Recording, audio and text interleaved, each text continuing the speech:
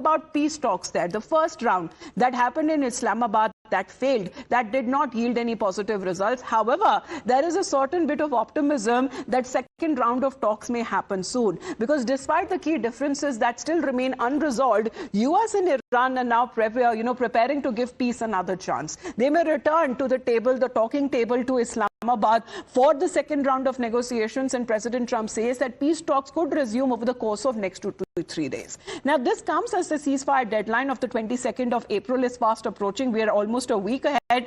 And when it comes to President Trump saying that if extending the ceasefire may not be necessary, and he's actually hoping that a breakthrough in the next 2 days when it comes to the Islamabad second round of talks may happen soon. Meanwhile, Vice President J.D. Vance, who led the talks in Islamabad, says that once again he will be headed to Pakistan, and says that, however, no agreement was reached last time due to unresolved issues regarding Iran's nuclear ambitions. However, this time around, President Trump aims to achieve a grand bargain with Iran rather than smaller agreements.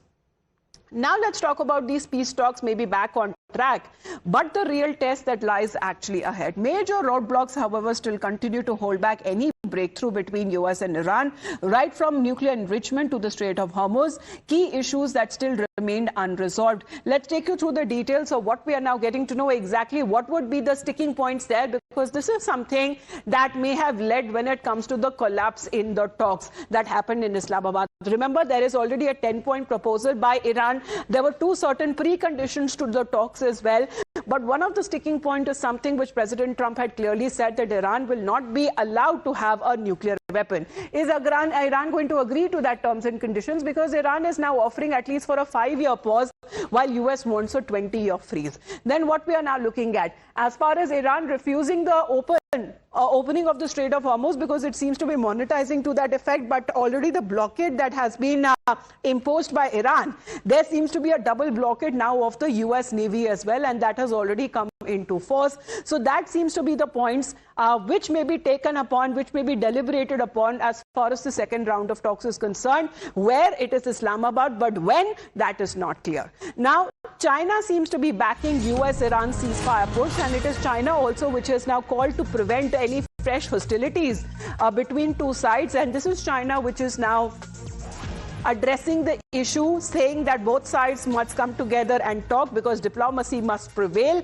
And this is the Chinese point of view, saying that the ceasefire momentum must hold, as China is now urging for a political resolution. While China seems to be welcoming all efforts conducive to securing a ceasefire and ending fighting, and also commending Pakistan for its assistance in brokering temporary US-Iran ceasefire. Well, of course, as I said, China also an ally of Iran. Shinzo, China also an ally of Pakistan, where these talks are expected to happen, when it is still not clear. But because Chinese interests will also get affected because of the US naval blockade, it seems to be now advocating for talks. Yes, so much of China's imports of oil come from Iran. And if that is so, once China has a problem with oil shortages, China naturally would want the war to end, and to end quickly. Now, temporarily, the Russians said, whatever oil you need, we'll give it to you. And the Russians and Chinese are friends, so there's no problem there. The problem lies in the fact that as long as this naval blockade continues, China will not get Iranian oil. And much of Iran's oil goes to China. So naturally, China wants the war to end quickly, because it helps its economic purpose. China wants Iranian oil for its industries. China is the world's biggest factory, really. And China needs oil to run those factories. And as a result, not only the factories, but also its cars and so on. So very clearly, at this point, Chinese demand for Iranian oil is there, which is why it wants peace as soon as possible. Chinese interests may get affected, and China now coming in the picture, and also as far as any countermeasures is also concerned, because China in a way seems to be also issuing certain warnings there if there is any US actions when it comes to stopping their ships or tankers there, and any bilateral if it gets hampered with Iran. But in the meantime, meantime, let's talk about what the US Vice President has been saying. J.D. Vance has also acknowledged that there is a deep mistrust between Washington and Tehran, but he's expressed optimism, noting that Iranian negotiators appeared willing to make a deal with Washington. You never know.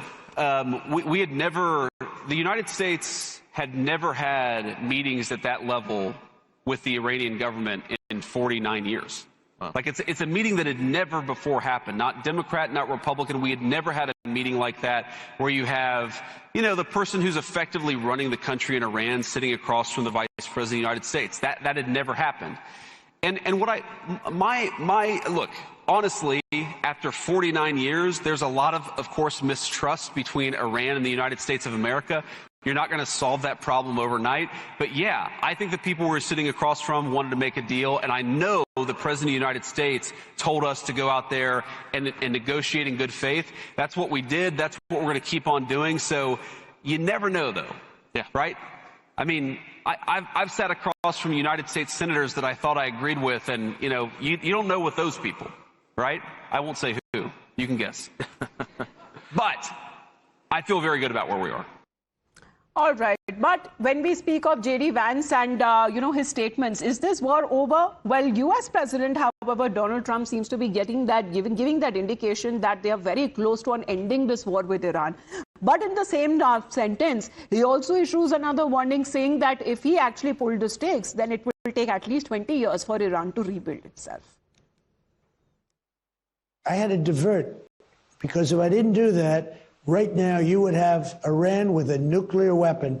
And if they had a nuclear weapon, you would be calling everybody over there, sir. And you don't want to do that. Well, you keep saying was. Is this war over?